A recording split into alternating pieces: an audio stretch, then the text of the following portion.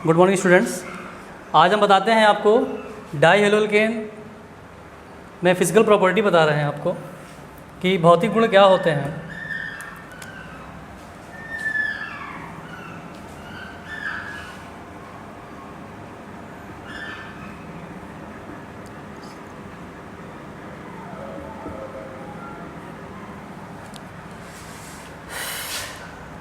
Physical property, ये सारी चीज़ें बहुत इम्पॉर्टेंट होती हैं।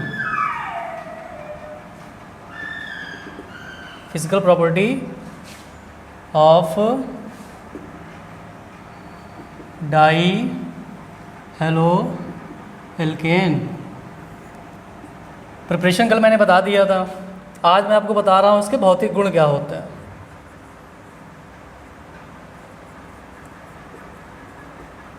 फिजिकल प्रॉपर्टी, भौतिक गुण डाई हेलो एल्केन के। तो इसकी जो पहली प्रॉपर्टी होती है, जो पहला जो इसका भौतिक गुण होता है वो कहलाता है, या होते क्या हैं कि सबसे पहले ये मीठी गंध वाले होते हैं। कैसे होते हैं? मीठी गंध वाले होते हैं। तो हम यहाँ पे लिखेंगे यह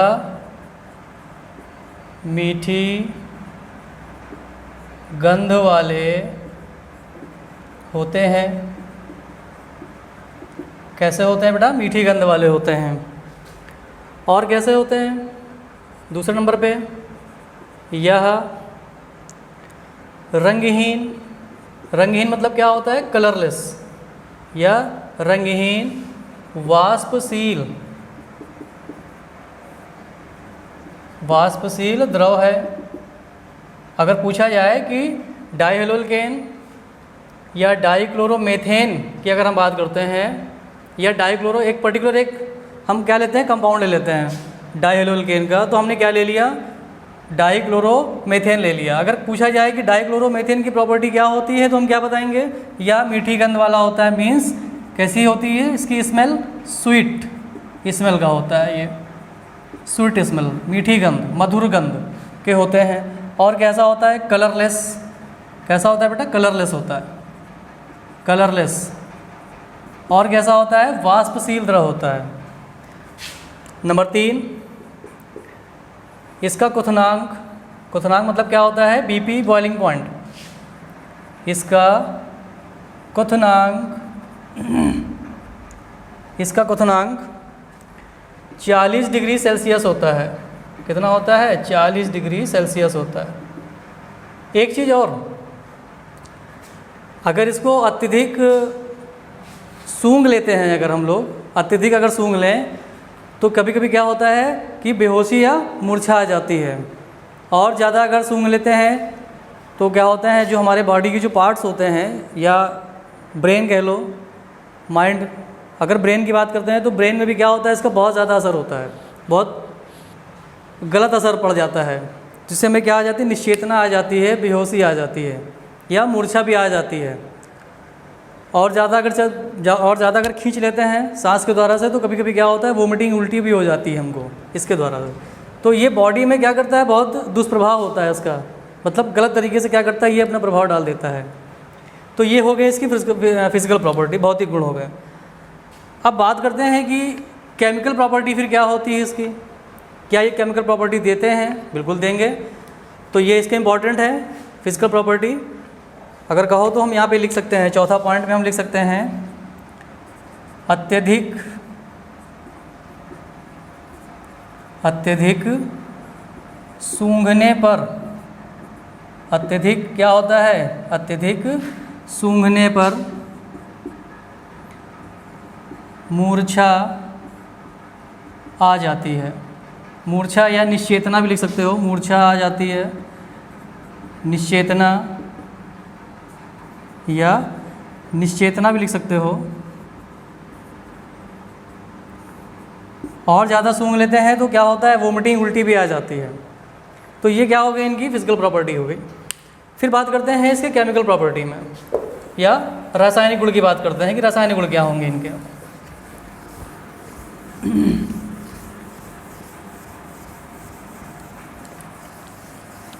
चलिए अब आते हैं रासायनिक गुण में।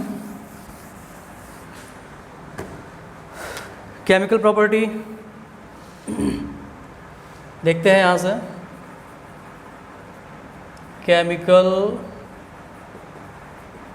प्रॉपर्टी, चलिए लिखा हुआ है केमिकल प्रॉपर्टी, यानी कि रासायनिक गुण। बात करते हैं रासायनिक गुण की। एग्ज़ाम में कभी भी कोई भी जनरल रिएक्शन अगर आ जाए, सामान्य विधि आ जाए करने के लिए, तो उस सामान्य विधि में बहुत ज़्यादा भौतिक गुण 2 पूछेगा 1 नंबर में। 2 केमिकल रिएक्शन पूछता है, मीन्स 2 केमिकल रिएक्शन मतलब रासायनिक गुण या रासायनिक अभिक्रियाएं पूछता है, इसके केमिकल प्रॉपर्टी पूछता है। उसके बाद क्या पूछा जाता है, इसमें उपयोग पूछा जाता है। तो प्रिपरेशन कल मैंने बता दिया था, आज फिजिकल प्रॉपर्टी बता देंगे और केमिकल प्रॉपर्टी बता देंगे। तो सबसे पहले इसकी केमिकल प्रॉपर्टी क्या होती है वो हम बता रहे हैं आपको। चलिए फिर बात करते हैं रासायनिक गुण की। तो इसके जो रासायनिक गुण होते हैं, रासायनिक गुण हम दिखा सकते हैं आपको क्षारीय अपघटन द्वारा। क्या दिखाएंगे? क्षारीय अपघटन,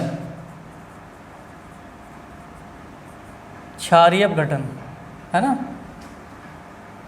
तो क्षारीय अपघटन जब भी बात अगर आती है, अगर किसी भी कंपाउंड का केमिकल प्रॉपर्टी में अगर किसी भी कार्बनिक यौगिक का अगर कहा जाए कि क्षारीय अपघटन करना है, तो क्षारीय अपघटन में क्या होता है? NaOH और KOH।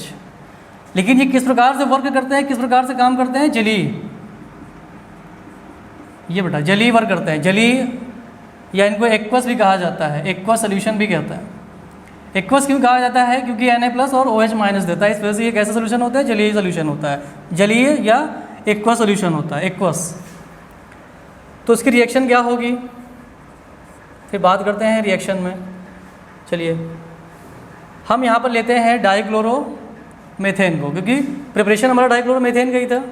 तो हमने यहाँ पे लिया CH2, या इसको ऐसे करके आप लिख सकते हो आप लोग, क्योंकि जनरली तरीके से लिखा जाता है CH2Cl2, है ना। तो कैसे लिखेंगे?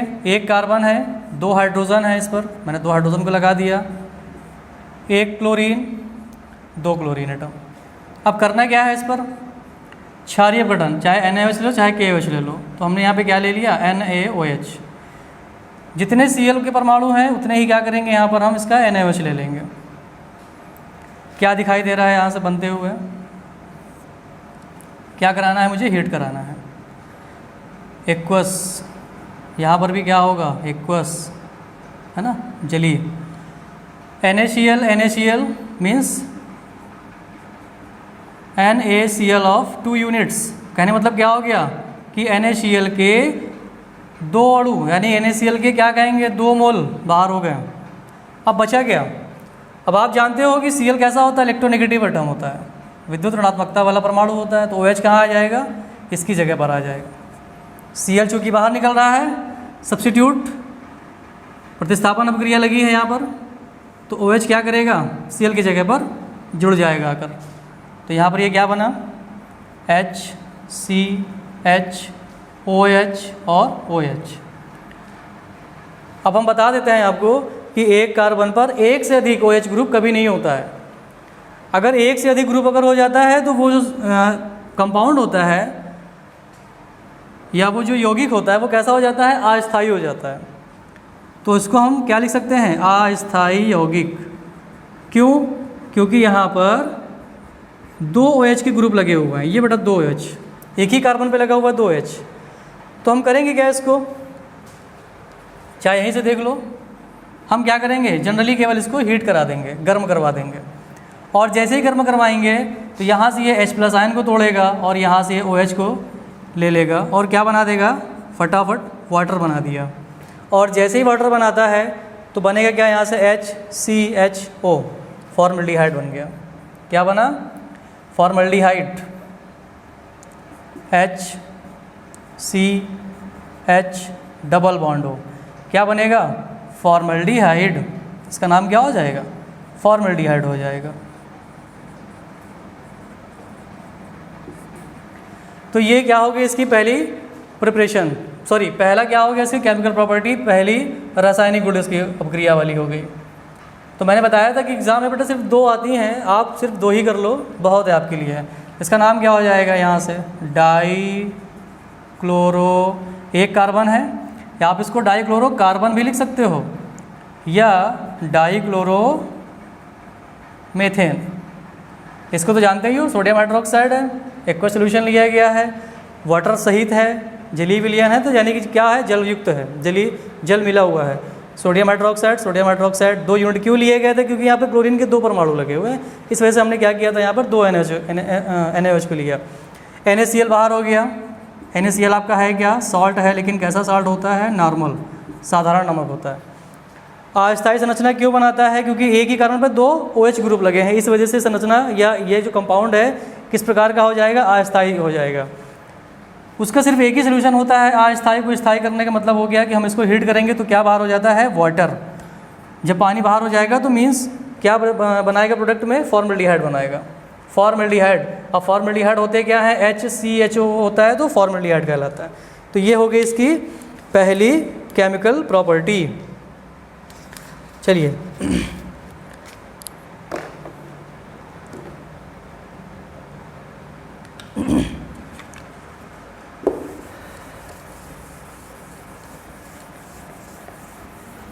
ये हो गई इसकी पहली केमिकल प्रॉपर्टी।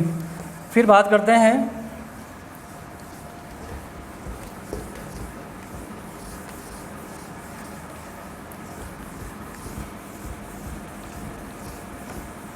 किताब में, देख लीजिएगा और भी होंगे रिएक्शन में, और भी केमिकल प्रॉपर्टीज़ दे रखा है, ना समझ में आए तो फिर आप हमको बताइए।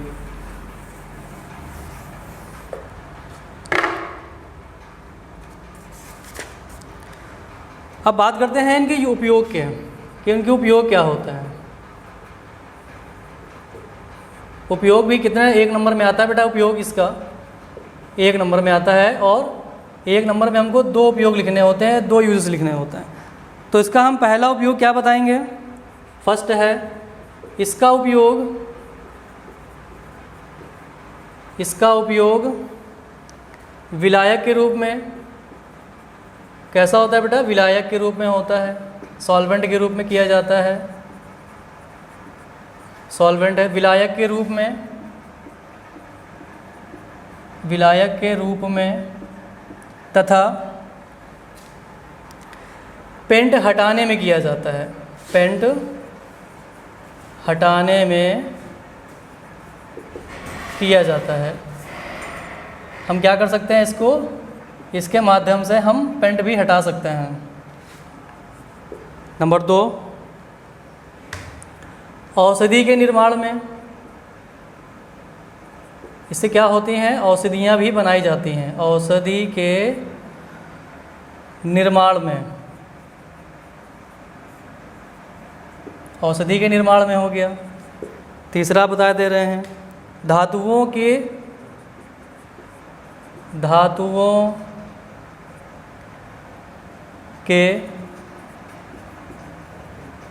सफाई के रूप में। 3 उपयोग बहुत हैं, क्योंकि एग्जाम में सिर्फ आपको 2 ही लिखना है। तो पहला उपयोग क्या हो गया, पहला यूज़ क्या हो गया, विलायक के रूप में होता है, पेंट हटाने में किया जाता है। दूसरा क्या हो गया, औषधियों के निर्माण में। तो औषधियों के जो निर्माण में होता है ना, वो भी किस रूप में होता है, सॉल्वेंट के रूप में होता है। किस रूप में होता है बेटा, सॉल्वेंट के रूप में। अगर कभी पूछा जाए कि इसका उपयोग किस रूप में किया जाता है, तो हम क्या बताएंगे, सॉल्वेंट के रूप में, जो कि होता क्या है, विलायक के रूप में। क्या होता है, विलायक के रूप में होता है। तीसरा क्या हो गया, धातुओं के सफाई में, मतलब मेटल्स क्या करते हैं, ये सफाई करते हैं। तो ये हो गए इनके यूज़। अब अगर बात करते हैं कि इसका प्रभाव कैसा होता है, या इसके हानिकारक हार्मफुल प्रभाव की बात करते हैं, या हार्मफुल इफ़ेक्ट के बारे में बात करते हैं। जैसे हमने बताया था कि क्या करते हैं, जब अत्यधिक इसको मात्रा में कोई भी अगर इंसान कोई भी अगर सूंघ लेता है तो क्या होता है, मूर्छा आ जाती है, चक्कर आ जाता है, और जीभ में चलाने लगता है, मतलब क्या होने लगता है, वोमिटिंग होने लगती है, या उल्टियाँ आने लगती हैं। बाकी फिर दूसरा उपयोग भी क्या हो सकता है इसका, कि मनुष्य के अगर इंसान है, अगर वो सीधे संपर्क में अगर इसके आ जाता है, सीधे अगर क्या करता है, ऐसे कनेक्ट अगर हो जाए, या उसकी गंध से अगर कनेक्ट हो जाए, तो क्या होता है, त्वचा में जलन पैदा करने लगता है। जलन मतलब बहुत अजीब टाइप की फीलिंग होने लगती है शरीर में, जैसा लग रहा है पूरा बदन कैसा हो रहा है, जल रहा है। तो त्वचा में क्या करता है, ये जलन पैदा कर देता है। और हल्का जैसे वो नहीं होते हैं चकत्ते टाइप में पूरे बॉडी में, कहीं कहीं लाल लाल होता है पूरी बॉडी में, तो लालपन भी आ जाता है, मीन्स हल्के लाल कलर के चकत्ते भी क्या करता है, ये पैदा कर देता है बॉडी में आपके। ये अगर आँखों के संपर्क में, या अगर आँखों में अगर अत्यधिक गैस, अगर जैसे धुआं होता है, अगर धुआं अगर आँखों में ज़्यादा लगने लगता है तो क्या होने लगता है, वो आंसू ज़्यादा आने लगते हैं, मीन्स वो कार्निया पे क्या करते हैं, वो इफेक्ट डालते हैं। तो इसी तरीके से इसका भी वही प्रभाव होता है कि अगर आँख से सीधे संपर्क अगर हो जाता है इसका डाइक्लोरोमेथेन का, तो भी क्या करता है, ये आँखों की जो कार्निया होती हैं उस पर भी क्या करते हैं, ये दुष्प्रभाव डाल देते हैं। तो ये क्या हो गए, इसके यूजेस हो गए, ये भी इंपॉर्टेंट है, हानिकारक प्रभाव हो गए, दुष्प्रभाव हो गए आपके लिए ये। तो इनको थोड़ा सा आप लोग याद कर लीजिएगा, देख लीजिएगा। अब बात करते हैं अगले टॉपिक के। तो अगले टॉपिक में हम लोग आते हैं पॉलीहेलोएल्केन में ट्राई हेलोएल्केन। अब ट्राई में क्या आता है ये चीज़ देख लेते हैं। डाई का टॉपिक ख़त्म हो गया है, अब बात करते हैं कि ट्राई हेलोएल्केन क्या होता है। अगला पॉलीहेलोएल्केन क्या है, अगला पॉलीहेलोएल्केन आएगा आपका ट्राई हेलोएल्केन। ट्राई हेलोएल्केन आ गया। अब ट्राई हेलोएल्केन मतलब क्या होता है, ट्राई का मतलब ही होता है 3 और हेलोजन का मतलब क्या होता है X3। हेलो मतलब क्या हो गया X, तो कितने X होने चाहिए 3, तो कहने मतलब क्या हो गया, हम इसको X3 लिख सकते हैं। अब एक कार्बन बचेगा, अगर किसी संग एक कार्बन से अगर लगा होता है तो एक कार्बन और उसके साथ में क्या होना चाहिए, हाइड्रोजन, एक हाइड्रोजन होगा। क्यों, क्योंकि कार्बन की जो चारों संयोजकताएं होती है वो 4 होती हैं बेटा, तो एक तो हाइड्रोजन संतुष्ट हो गई, एक हाइड्रोजन सेटिस्फाई हो गई, बाकी 3 कैसे होंगे, X से सेटिस्फाई होंगे। लेकिन ये तीनों X कैसे होने चाहिए, सेम होने चाहिए। कैसे होने चाहिए बेटा, सेम। जब सेम होता है तभी ये क्या कहलाते हैं, ट्राई कहलाते हैं। सेम नहीं होगा तो क्या होंगे, फिर ट्राई नहीं कहलाएंगे। हाइड्रोजन कैसे होने चाहिए, सेम होने चाहिए। तो इसका एग्जाम्पल क्या हो सकता है यहाँ से, इसका बड़ा एग्जाम्पल होगा, देख लेते हैं हम लोग। पहला CHCl3, इसको हम लोग क्या कहते हैं, क्लोरोफॉर्म कहते हैं। क्या कहते हैं, क्लोरोफॉर्म। देखिए यहाँ पे 3 हाइड्रोजन ग्रुप लगे हुए हैं, एक हाइड्रोजन लगा हुआ है। दूसरा क्या होगा, CHBr3 होगा, इसको क्या कहेंगे हम लोग, ब्रोमोफॉर्म। क्यों, क्योंकि यहाँ पे Br लगा हुआ है, इसलिए कौन सा फॉर्म होगा, ब्रोमोफॉर्म होगा। तीसरा क्या होगा, आयोडोफॉर्म होगा। फ्लोरोफॉर्म नहीं होता है क्योंकि अत्यधिक इलेक्ट्रोनेगेटिव वाला परमाणु होता है, इस वजह से क्या होता है, ये फ्लोरोफॉर्म नहीं बनाते हैं। सिर्फ 3 ही प्रकार के फॉर्म होते हैं आपके ट्राई हेलोएल्केन में, सिर्फ 3 प्रकार के फॉर्म होते हैं। कौन कौन से, क्लोरोफॉर्म, ब्रोमोफॉर्म और आयोडोफॉर्म। तो ये आपका कौन सा फॉर्म हो गया बेटा, आयोडोफॉर्म हो गया। क्लोरोफॉर्म का सूत्र क्या होता है, CHCl3। स्ट्रक्चर बना देंगे हम यहाँ पे, थोड़ा सा स्ट्रक्चर देख लो और क्लियर हो जाएगा। एक कार्बन है, एक कार्बन पर कितने हाइड्रोजन लगे हुए हैं, एक, और Cl, तो ये हो गया इसका स्ट्रक्चर फॉर्मूला। ये क्या कहलाएगा बेटा, स्ट्रक्चर फॉर्मूला कहलाएगा। एक कार्बन पे 3 क्लोरीन एटम लगे हुए, तीनों सेम है, इसलिए ट्राइक्लोरोमेथेन हो गया। इसका नाम IUPAC पर क्या हो जाएगा, चलिए यहाँ पे हम लिखे दे रहे हैं IUPAC। तो इसकी IUPAC क्या हो जाएगी, ट्राई क्लोरो, एक कार्बन है तो क्या कहलाएगा, मेथेन कहलाएगा। फिर बात करते हैं ब्रोमोफॉर्म की, तो इसका स्ट्रक्चर फार्मूला क्या होगा, एक कार्बन है, एक हाइड्रोजन है, और बाकी कितने Br लगे हुए हैं बेटा, 3, एक Br, 2 Br, 3 Br। तो इसका नाम क्या हो जाएगा, चाहो तो आप 1,1,1 भी लिख सकते हो, 1,1 ट्राइक्लोरोमेथेन, या इसको भी आप कर सकते हो ट्राई ब्रोमोमेथेन कर सकते हो, या 1,1,1 ट्राई ब्रोमो, और एक कार्बन है तो मेथेन।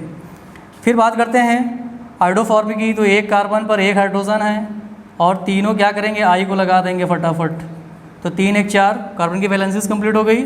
तो क्या करेंगे, 1,1,1 ट्राई आयोडो हो जाएगा, क्योंकि आयोडीन लगा हुआ है तो इसका प्रीफिक्स नेम क्या होता है, आयोडो होता है। IUPAC में क्या लिखते हैं, आयोडो लिखते हैं इसको। तो क्या हो जाएगा 1,1,1 ट्राई आयोडो, और एक कार्बन है तो मेथेन।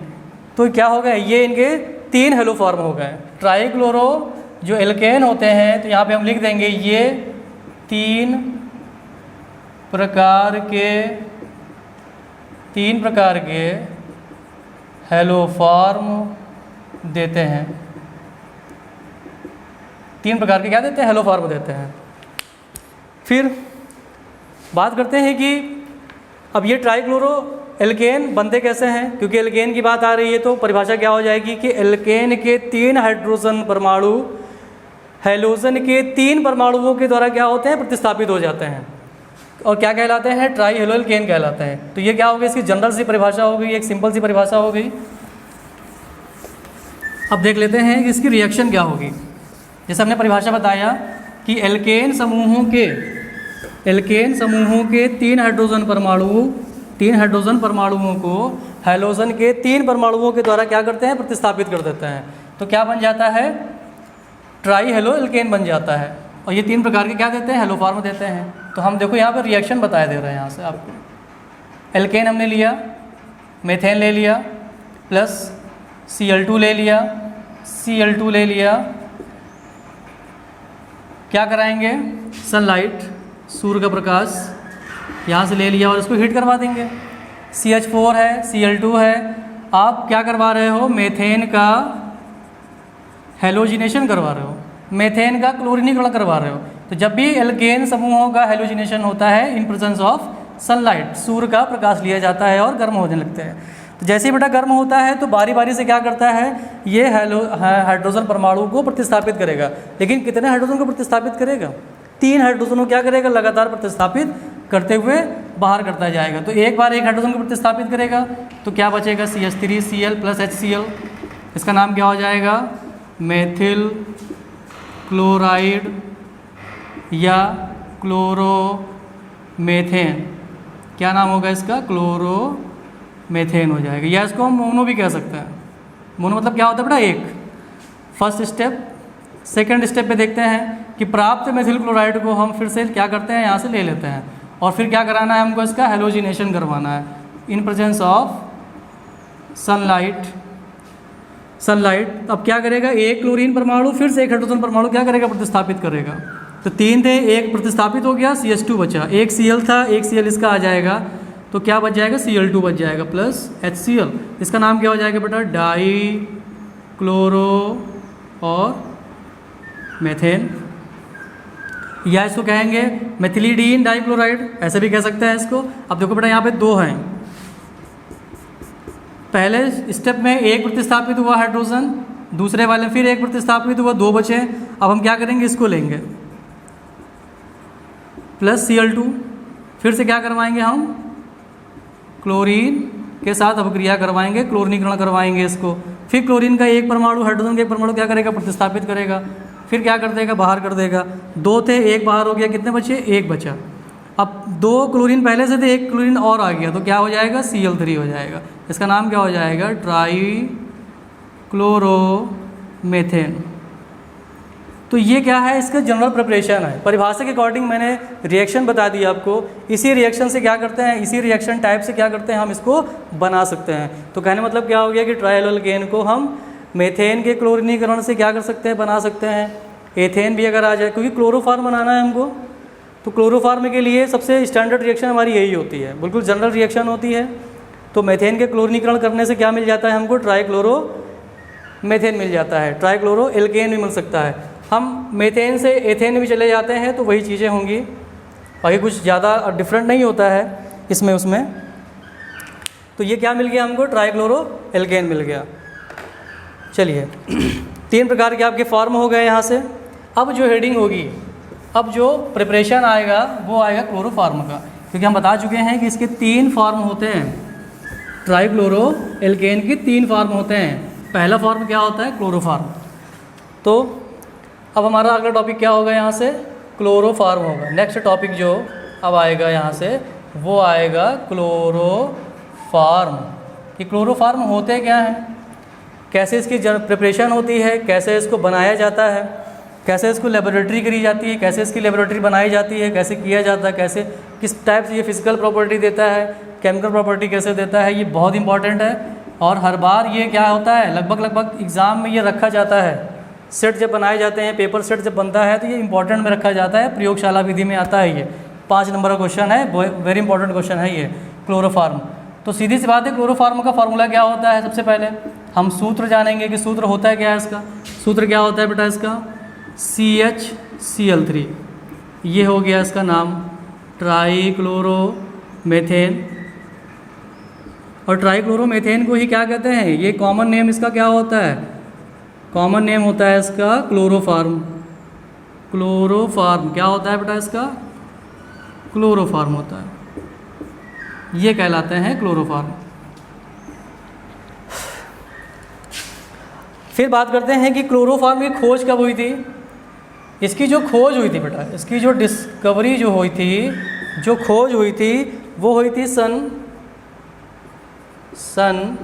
1831 ईस्वी में। 31 ईस्वी में किया था।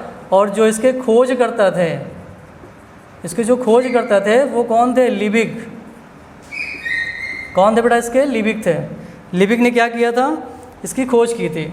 लिबिक, बड़ी ली होगी ये बेटा, लिबिक ने क्या किया था? इसको खोजा था। लेकिन आगे की जो इसकी खासियत थी, या इसके जो आगे के जो गुण थे, वो गुण उस गुण को बताने वाले वैज्ञानिक कौन थे? फिर इसके अगले खोजकर्ता कौन हुए? अगले खोजकर्ता जो उन्होंने एक्सप्लेन किया था इसके बारे में, जो इसके अगले खोजकर्ता थे वो थे सिम्पसन। कौन थे? सिम्पसन थे। कभी कभी एक नंबर में पूछ लिया जाता है कि आगे के बारे में एक्सप्लेन करने वाले क्लोरोफार्म के बारे में कौन हुए, तो सिम्पसन थे। इन्होंने इसके आगे के बारे में जो एक्सप्लेनेशन दिया था, आगे के बारे में जो इन्होंने व्याख्या करी, जो डिस्क्राइब किया, उन्होंने डिस्क्राइब किया सन 1848 ईस्वी में। कब किया था बेटा? सन 1848 ईस्वी में किया था। तो ये हो गए इसके कुछ इम्पॉर्टेंट या यूँ कह लें कि कुछ इम्पॉर्टेंट तरीके से मैंने इसको बताया है। क्योंकि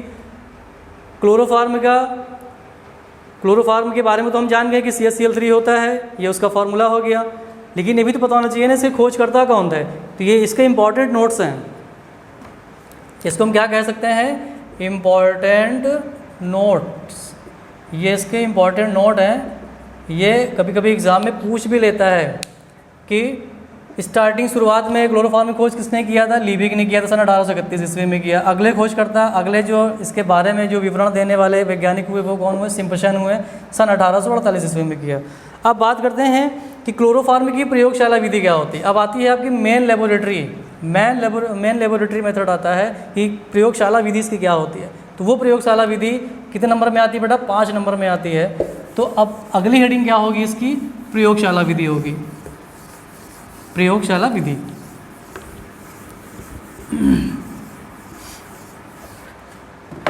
चलिए अब डाल लीजिए हेडिंग क्लोरोफार्म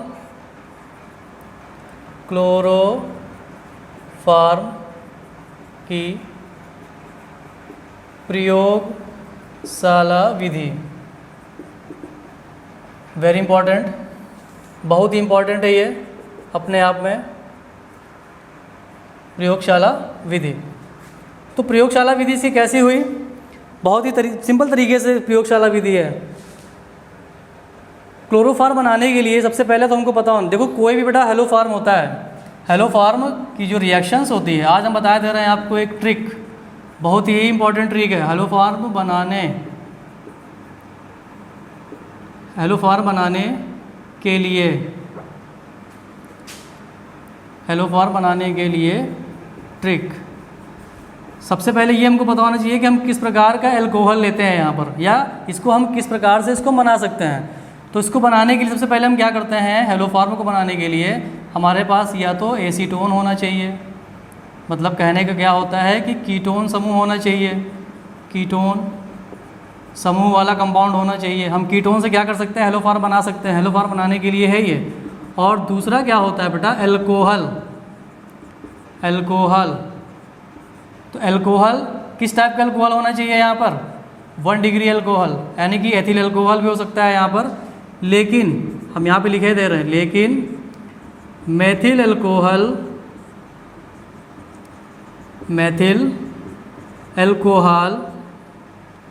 हेलोफॉर्म अभिक्रिया नहीं देता है। बात करते हैं कि किस प्रकार का एल्कोहल हेलोफॉर्म अभिक्रिया देता है। 1 डिग्री देता है लेकिन मेथिल अल्कोहल नहीं देता है। किस प्रकार के एल्कोहल हेलोफॉर्म अभिक्रिया नहीं देते हैं? मेथिल अल्कोहल हेलोफॉर्म अभिक्रिया नहीं देता है। एल्कोहल में आपका एथिल अल्कोहल क्या कर सकता है? हेलोफॉर्म अभिक्रिया देता है। तो ये बहुत ही इंपॉर्टेंट है, इसको ये पता होना चाहिए हमको। बच्चे क्या करते हैं, कभी कभी मेथिल अल्कोहल से अभिक्रिया करवाने लगते हैं। तो मेथिल अल्कोहल से अभिक्रिया संभव होती ही नहीं, मीन्स क्या होता है? No reaction. क्या होना चाहिए? No reaction. वहाँ पे नो रिएक्शन बन जाती है, मतलब अभिक्रिया ही नहीं होती है। तो 1 डिग्री अल्कोहल मेरे पास होना चाहिए, और 1 डिग्री अल्कोहल में हम क्या करते हैं? एथिल अल्कोहल को ले लेते हैं, मेथिल अल्कोहल नहीं होना चाहिए। तो सबसे पहले तरीका हमको पता होना चाहिए कि क्लोरोफॉर्म बनाने के लिए हमें किस प्रकार का अल्कोहल लेना है? एथिल अल्कोहल लेना है। तो एथिल अल्कोहल को क्या करते हैं? विरंजक चूर्ण के साथ में गर्म करने लगते हैं, क्योंकि विरंजक चूर्ण होता है कैसा? शुष्क होता है। उसको गीला करने के लिए हमको सबसे पहले क्या करना है? पानी को मिलाना है। तो अब जो रिएक्शंस आएगी वो प्रयोगशाला विधि आएगी। अब इसको मैं अगले उस वीडियो में बनाऊंगा या अगले वीडियो में बता दूंगा इसको कि किस प्रकार से क्लोरोफॉर्म को बनाया जाता है। Thank you.